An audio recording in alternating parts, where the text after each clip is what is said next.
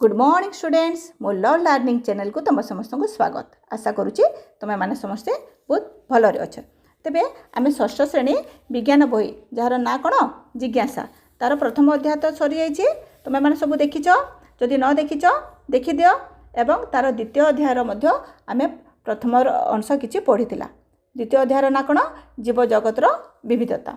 तो जीव जगतर विविधतार आम जीव जगत कौन तार जीव जगतर विविधता कौन यहाँ आम डिस्कस करथिला। तेबे आज आम 2.2 उद्भिद और प्राणी मानकर श्रेणी विभाग यह आम आज डिस्कस करबा। तेबे उद्भिद श्रेणी विभाग किपरि होता है कौन होता है आम आज किसी जानिबा। चलो पिला माने, अच्छा पिला माने आम किपरि उद्भिद और प्राणीर श्रेणी विभाग करि परिबा। चिंता कर कौन ना तुम्हें टिके चिंता कर कौन ना तुम्हें जितेले तुमर बहीपत्र सजेई कि रख, गोटे पटरे बही रख एवं अन्य पटरे खाता रख न कि तुम्हें ताकू सजेकी रख। तो तले कौन थाए, तले बड़ बड़ बही थाए, खाता रखि था एवं ऊपर छोट छोट बही खाता रखि था। फल कौन होता है ना तुम्हें माने खाता और बही को ठीक भाव में सज्जीकरण करी रखि था। ठीक से हीपरी आमर परिवेश रे है आमर परिवेश रे मध्य आम चारिपटे उद्भिद और प्राणी माने रहिछंती। समान को किपरि श्रेणी विभाग करा जाय पारिबो ताहा आमे जानिबा। तेबे एही जो विभिन्न प्रकार उद्भिद और प्राणी रहिछंती ताकू किपरि भाबरे श्रेणी विभाग करि पारिबा, सेमानक मध्यरे सामंजस्य कोन, पार्थक्य कोन, एहा सबु आमे आज डिस्कस करिबा। केते गुडे उद्भिद अछंती, बहुत गुडे उद्भिद अछंती कोन ना तांको मध्यरे केतेक उद्भिद गोटे प्रकार है तांको गोटे श्रेणी विभाग रे आमे करि परिबा। तो बहुत प्रकार अछंती आमे तुम चारिपटे बहुत प्रकार उद्भिद देखुछ, बहुत प्रकार गछ देखुछ न कि। तो आमे जो मानक मध्यरे सामंजस्य अछि, कोटा डेंगा गछ, कोटा छोट गछ, कोटा कार पत्र किपरि, कोटा लंबा पत्र, कोटा छोट पत्र, एपरि भाव रे भिन्नता रहिछि एवं से भिन्नता मध्य किछिटा समान मध्य सामंजस्य रही। तेबे तांकर जो उद्भिद मध्य जो विभिन्न जो वैशिष्ट्य रही है तो से वैशिष्ट्यर विभिन्न प्रकार जो उद्भिद रही सेमान को आमे श्रेणी विभाग करबा एवं किपरि भाव में श्रेणी विभाग करबा जे आमे ताहा जानिबा। तेबे आमे जदि उद्भिद मानकु आमे जदि पर्यवेक्षण करबा, उद्भिद एवं प्राणी मानकु जदि आमे भलो करी पर्यवेक्षण करबा तेबे कोन देखिबा को उद्भिदर फूल धरे, को उद्भिदर फूल धरे नाही, कहार कांड शक्त अटे, कहार कांड कोमल अटे। नहीं प्राणी मानकु जदि आमे देखिबा हाँ किए को प्रकार प्राणी को खाद्य खाए, किए कौठी रहे, तो सेमानकर मध्यरे किछिटा भिन्नता थाए एवं किछिटा कोन थाए सामंजस्य मध्य थाए। नहीं तो प्राणी माने कौन खाती, क्योंठी रहती, सेमानकर रंग किपरि, नहीं सेमाने किपरि चल प्रचार करती, एमानकर मध्यरे किछिटा वैशिष्ट्य अछि। नहीं तेबे से श्रेणी विभाग उपरे आमे गुरुत्व देबा। श्रेणी विभाग करने द्वारा कौन होता है ना उद्भिद और प्राणी मानक मध्य थिबा समानता एवं पार्थक्य को बुझा और अध्ययन करने सहज होता है। तेणु आमे ताकू अनुध्यान करिथाउ एवं ताकू कौन श्रेणी विभाग करिथाउ। आम दैनंदिन जीवन में श्रेणी विभाग आवश्यकता विषय तुम्हें आम चतुर्पार्श्व थिबा वस्तु अध्याय अधिक जानीपर। तेबे आ कौन ना विभिन्न प्रकार आ उद्भिद विषय जदि आमे जानिबा, उद्भिद गुटे को आमे किपरि भाव में श्रेणी विभाग करि पारे, किपरि भाव में तो आमे उद्भिद को आमे जदि माने कोन पर्यवेक्षण करबा कोन हबो ना विभिन्न प्रकार उद्भिदर कांड, पत्र, फूल आदि अंशर वैशिष्ट्य भिन्नता थिबार तुमे देखिथिबो। नहीं विभिन्न प्रकार गछ तुमे देखुछ कि नहीं, आंब गछ देखुछ, हाँ घास देखुछ, आखु गछ देखुछ, नहीं विभिन्न प्रकार फूल देखुछ, सब गोटे गोटे उद्भिद। तो सबू उद्भिद भिन्न प्रकार, नहीं सबू प्रकार उद्भिद भिन्न प्रकार। तो विभिन्न उद्भिदर कांड गुड़िक मोटेई, उच्चता एवं कठिनता भिन्न भिन्न होइथिबा बेले पत्रर आकृति, रंग, आकार एवं सज्जीकरण मध्य भिन्न भिन्न होइथाय।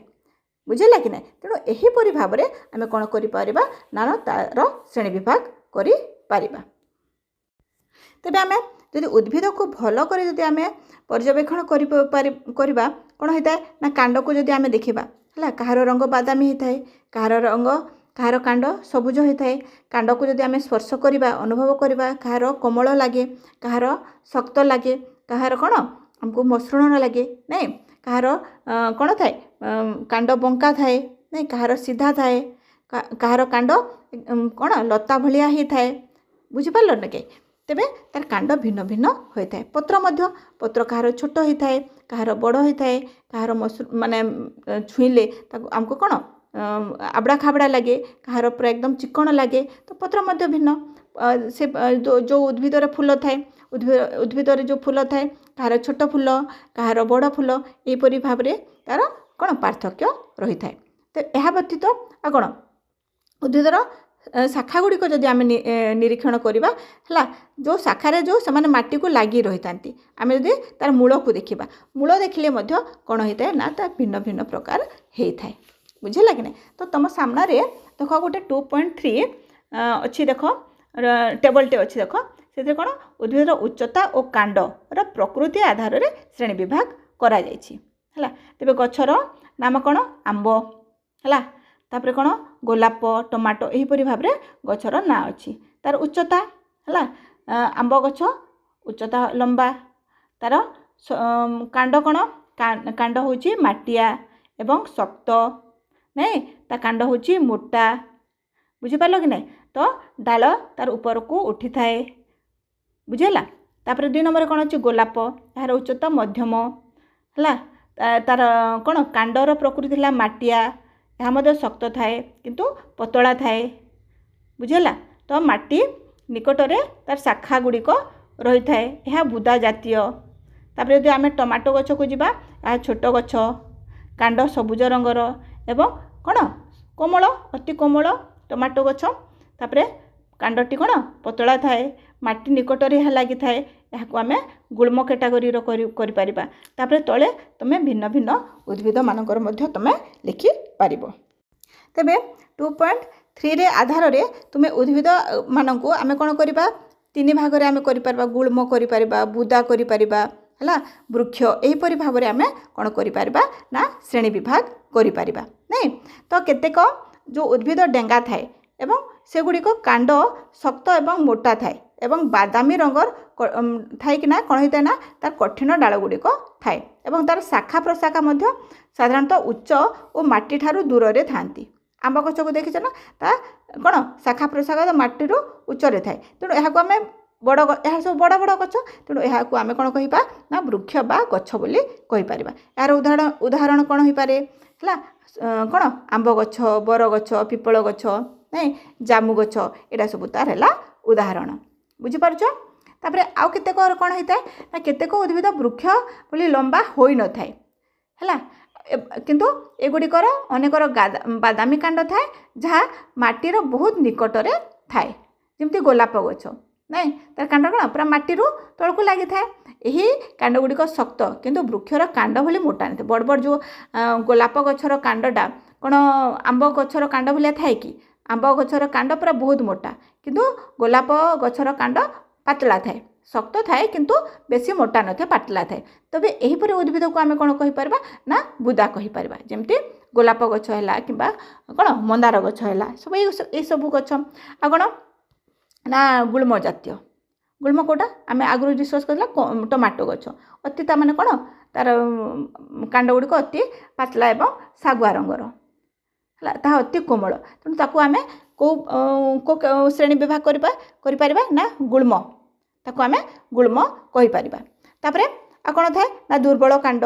ହଁ, ଦୁର୍ବଳ କାଣ୍ଡ କ'ଣ ନା କେତେକ ଉଦ୍ଭିଦ ଚଢ଼ିବା ଓ ମାଡ଼ିବା ପାଇଁ ଆଶ୍ରୟ ଆବଶ୍ୟକ କରନ୍ତି ହେଲା, ଚଢ଼ିବା ଏବଂ ମାଡ଼ିବା ପାଇଁ ସେମାନେ କ'ଣ ଆଶ୍ରୟ କରନ୍ତି ସେମାନେ। ତେବେ ତାକୁ କ'ଣ କୁହାଯାଏ ନା ଦୁର୍ବଳ କାଣ୍ଡ ବୋଲି କୁହାଯାଏ। ସବଳ କାଣ୍ଡ କେଉଁଟା? ଆମ୍ବ ହେଲା, ପଣସ ହେଲା, ବାଉଁଶ ହେଲା। ବୁଝିଲା କି ନାହିଁ? ଏଟା ସବୁ ସବଳ କାଣ୍ଡ। ଦୁର୍ବଳ କାଣ୍ଡ କେଉଁଟା? ଯେଉଁଟା କଲରା ଗଛ ନାଇଁ, ଶିମ୍ବ ଗଛ, ତାପରେ ଆଉ କ'ଣ ମନି ପ୍ଲାଣ୍ଟ, ଏଟା ସବୁ ଲତା ଜାତୀୟ ଗଛ ନା। ଏମାନେ ଉପରକୁ ଉଠିବା ହେଲେ ତାଙ୍କୁ ଗୋଟେ ସାହାରା ଦରକାର। ଶିମ୍ବ ଗଛ ଯେତେବେଳେ ଆମେ ବାଡ଼ିରେ ଲଗାଉ କ'ଣ ସେଥିରେ ଆମେ କିଛି ତା ଚାରିଆଡ଼େ କିଛି ଆମେ ବାଡ଼ ଦେଇଥାଉ, ଫଳରେ ତା ଉପରେ ସେ ମାଡ଼ିଥାଏ ନୁହଁ କି? ତେଣୁ ତାହା ହେଲା ଦୁର୍ବଳ କାଣ୍ଡ। ତେବେ ସେମାନଙ୍କ ମଧ୍ୟରୁ କେତେକ ଆଶ୍ରିତ ଲତା ହେଉଥିବାରୁ ହେଲେ ଅନ୍ୟ କେତେକ ବିନା ଆଶ୍ରିତ ଲତା ଥାଏ। ଆଶ୍ରୟ ନେଉଥିବା ବଢ଼ୁଥିବା ଲତାକୁ ଆଶ୍ରିତ ଲତା କୁହାଯାଏ ଏବଂ ବିନା ଆଶ୍ରୟରେ ମାଟିରେ ମାଡ଼ୁଥିବା ଲତାକୁ ବିନା ଆଶ୍ରିତ ଲତା କୁହାଯାଏ। तेबे यह यहीपरि भाव में श्रेणी विभाग होता है। उद्भिद गुड़ी को श्रेणी विभाग करने अन्य विशिष्ट गुड़िक कौन हो पारे आस आम देखा। तेबे पिला माने तुमे कांड विषय तो किसी जान ल तेबे कौन ना कांड आम क्या कहीपर ना गोटे उद्भिदर जो अंश ताहार कौन गढ़ार भ्रूण भ्रूण कांडरू बाहरी माटी ऊपर को बढ़ी थाए ताहाको कांड कहुए। भ्रूण माने कौन मंजी जिते मंजी माटी रे गजा होना ऊपर को उठे है तो ताहा कौन होता है ता ऊपर को उठी थाए तो सेटा बड़ हो गले कौन होता है ना ऊपर को ताहा अधिक उठी थाए तो ताहला कांड बुझेला कि नहीं। एवं कांडर जो अंशरू पत्र बाहरी थाए ताहाको गंठी कहुए। दुईटी गंठीर मध्यवर्ती स्थान को कौन कहुए पब कहुए बुझेला। तो दुईटी गंठीर कौन मध्यवर्ती स्थान को कौन कहुए पब कहुए। गंठीर जो पत्र बाहरी थाए सेठारे कांड और पत्रर मध्यवर्ती स्थान को कौन कहुए कक्ष बोली कहुए। तेबे एई कक्षरे कढ़ी बा कलिका रही थाए यही कक्ष कलिका अटे। यही कक्ष कलिका गुड़िकर शाखा कांड और फूलरे परिणत होता है। तेबे कौन बाउंश है विशल्यकरणी चाकुंडा है आखु गछ ये सबूर कांड तुम देखिपर। तेबे पिला माने आउ कौन कांडर रूपांतरित अवस्था रही थाए बुझेला। कांडर रूपांतरित अवस्था रही थाए कौन ना तुम देखिच अदा आलू पियाज ओलुओ ये सब देखिच तो यह तुम यह कौन माटी भितर रही थाए न कि यह माटी भितर रही थाए तुम यह चेर बोली भावुव कि ना यह कौन अच्छे कांड अटे। तेणु यह जेहेतु माटी भितर रहे अदा है आलू है पियाज ओलुओ यह कौन कहुए ना रूपांतरित कांड कहुए। तेबे आम कांड विषय तो किसी जानिला। अच्छा तेबे तुम मन में प्रश्न आसुथब कौन ना ये कांड जो अच्छे तार कार्य कौन है। उद्भिदर जो कांड थाए तार कार्य कौन कौन ना उद्भिदर कांड उद्भिदर विभिन्न अंश को धरी रखा सह से गुड़ी को सूर्यालोक पाइबारे साहाय्य करिथाए एवं मूल साहाय्य शोषित जल और खनिज लवण को कांड परिवहन करी उद्भिदर विभिन्न अंश को पठाई थाए। कांड मध्य पत्र द्वारा प्रस्तुत खाद्य परिवहन करी उद्भिदर विभिन्न अंश को पठाई थाए। माटी तले थिबा सारू ओलुओ आदि रूपांतरित कांड खाद्य संचय करिथांती। तेबे आमे जानिला तो विभिन्न प्रकार उद्भिद जो कांड थाए तार कार्य कौन नहीं तो किपरि कांडर कौन कौन होई थाए दुर्बल कांड सबल कांड सब जानिला है। तापरे नेक्स्ट कौन अच्छी देख कौन ना पत्र आमे उद्भिदर पत्र विषय रे आमे जानिबा। तेबे गछर पत्र सरू रेखा तुम सब देखिच गछर पत्र को आम भल कर जदि आम पर्यवेक्षण करवा से किसी रेखा थाए नहीं तो एगुड़ी को कौन कहुए ना शिरा कहुए कौन कहुए ना शिरा। तेबे पत्र थिबा शिरा गुड़िक ढांचा को शिरा विन्यास कहुए या कहुए शिरा विन्यास। तेबे यह भिन्न भिन्न प्रकार होता है कौन जालक शिरा समांतराल शिरा यहीपरि भाव में तार शिरा विन्यास होता है। तो केतेक पत्र कौन होता है मोटा मध्यम शिरार उभय पार्श्व जाल परी शिरा देखा जाए तेबे यह कहुए जालक शिरा विन्यास जपरी मंदार पत्र। आ केतेक पत्र कौन होता है ना समांतराल भाव में से शिरा गुड़ाक रही थाए तेबे यह कहुए समांतराल शिरा विन्यास जपरी कदली पत्र घास बुझेला। तो ये कौन था ना समांतराल शिरा विन्यास रही थाए। तेबे यही पत्रर कार्य कौन होता है ना पत्र उद्भिदर अति आवश्यक अंश। पत्र आलोक शक्ति को व्यवहार करी खाद्य प्रस्तुत करे और अम्लजान निष्कासित करे। यही उद्भिद प्रत्यक्षरे बा परोक्षरे समस्त जीवजगत को खाद्य प्रदान करिथाए। पत्र देहरे थिबा असंख्य छिद्र द्वारा उद्भिद वायुमंडलरू अम्लजान नहीं अंगारकाम्ल त्याग करी श्वसन करिथाए।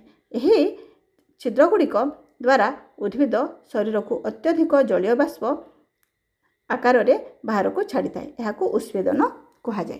तेबे पत्रर कार्य कौन है ना पत्र आमको कौन दे थाए ना अम्लजान दे थाए न कि पत्र आलोक श्लेषण द्वारा से वायुमंडल अंगारकाम्ल को से ग्रहण करे एवं कौन करता है ना अम्लजान त्याग करता है।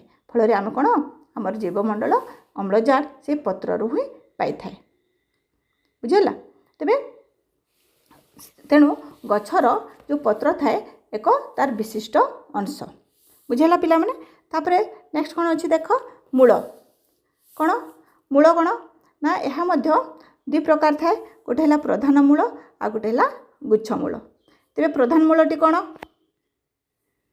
उद्भिदर जो अंश गजार भ्रूण मूलरू बाहरी माटी भितरे थाए ताहाको मूल कहुए है जो मंजी मंजीटे जिते आम माटी पोती था जोटा ऊपर को उठिला सेटा है कांड आ जो अंशटी तल को गला ताहला मूल यह आलोकर विपरीत दिगरे मृत्तिका आड़ को बढ़ी थाए बुझीपार कि नहीं तेबे प्रधान मूल रु शाखा मूल से पुणी प्रशाखा मूल बाहरी माटी भीतर को जाए थाए एवं यही माटीर बहुत तल को जे माटी को से धरी रखे फल कौन होता है ना गछ तेबे मूलर कार्य कौन होता है ना गछ को दृढ़ होकर रखी थाए बुझेगा हुई रहे एवं माटी भितर थिबा जल संग्रह करे जो उद्भिद जो जल पाए ता कौटू थाए चेर द्वारा ता कांड को से पठाई थाए तेरे माटी तल को जो मुख्य मूल थाए ताकू तो कहुए प्रधान मूल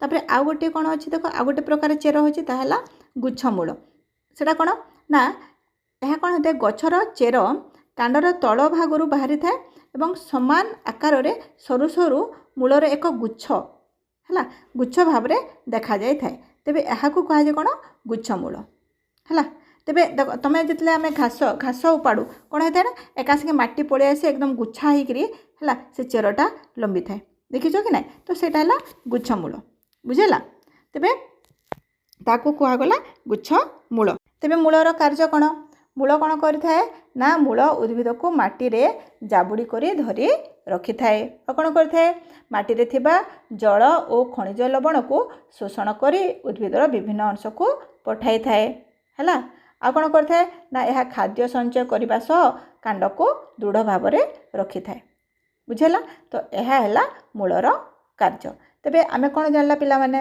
आमे कौन जानला मूलर मूल विषय जानिला पत्र विषय जानिला तापरे कौन कांड विषय जानिला न तेबे तुम देख 2.4 देख गोटे अच्छी टेबलटे अच्छी देख है से अच्छी कौन पत्रर शिरा विन्यास और मूलर प्रकार पत्रर शिरा विन्यास हिसाब रे से मूल किपरि हेई थाए तेबे कौन अच्छी फास्ट अच्छी कौन देख घास है घासर शिरा विन्यास किपरि ना समांतराल एवं मूल किपरि ना गुच्छ मूल है मूल किपरि गुच्छ मूल तापरे जदि आम बारमासी है बारमासी को जदि आम देखा तार पत्रर शिरा विन्यास किपरि जालक शिरा विन्यास है आ तार मूल किपरि ना तार प्रधान मूल थाए चणा गछर पत्र मध्य कौन जालक एवं तार मध्य प्रधान मूल रही थाए तापर आम गहम को जदि देखा गहम कौन तार भी पत्र विन्यास होची समांतराल एवं तार गुच्छ मूल रही थाए है तेबे जालक शिरा विन्यास पत्र थिबा उद्भिदर प्रधान मूल थिला बेले समांतराल शिरा विन्यास पत्र थिबा उद्भिदर गुच्छ मूल देखा जाए है तेबे आमर पत्रर शिरा विन्यास हिसाब रे आमे कोटा गुच्छ मूल और कोटा आमे प्रधान मूल जे आमे जानि परिबा है जमती चणा गछ नहीं चणा गछर कौन होता है ना तार प्रधान मूल थाए एवं पत्र रे जालक शिरा विन्यास थाए तेणु आम यहीपरि भाव में आम जापर तेबे उद्भिदर कांड पत्र एवं चेर व्यतीत आउ एक मुख्य अंश है तार मंजी है मंजी तेबे उद्भिदर कौन फल भी हुए कि ना फल हुए तो से फल आम कौन पाई मंजी पाई जहाँकि मंजी हूँ उद्भिदर एक मुख्य अंश कहीं जदि आम मंजी न हो तेबे तार कौन आम नूतन गछ आम पाइपर ना आम उद्भिदर मंजी ही आम नूतन उद्भिद आम पाई नूतन गछ पाई उद्भिदर वंशवृद्धि तार कौन मंजी ही आवश्यक न तेबे यही मंजी कौन है प्रत्येक अंश को जो थाए ताको कहुए कौन बीजपत्र बोली कहुए कौन कहुए ना बीजपत्र जो गछर मंजी रे दुईटी बीजपत्र थाए से कहुए द्विबीजपत्री है जो मंजी रे दुईटी बीजपत्र थाए ताकू कहागला द्विबीजपत्री एवं कौन होता है ना जो थे गोटे पतला बीज थाए है ताकू कहागला एक बीजपत्री बुझीपार पिला माने तेबे उद्भिदर पत्रर शिरा विन्यास मूलर प्रकार और बीजपत्र संख्या नहीं तुम्हें कौन संपर्क देखुच द्विबीजपत्री उद्भिदरे जालक शिरा विन्यास एवं प्रधान मूल थिला बेले एक बीजपत्री उद्भिदरे समांतराल शिरा विन्यास एवं गुच्छ मूल रही थाए बुझीपार तो आमे आज पढ़िला कौन उद्भिदर चेर कांड मंजी विषय जानला तेबे परवर्ती क्लास आमे उद्भिदर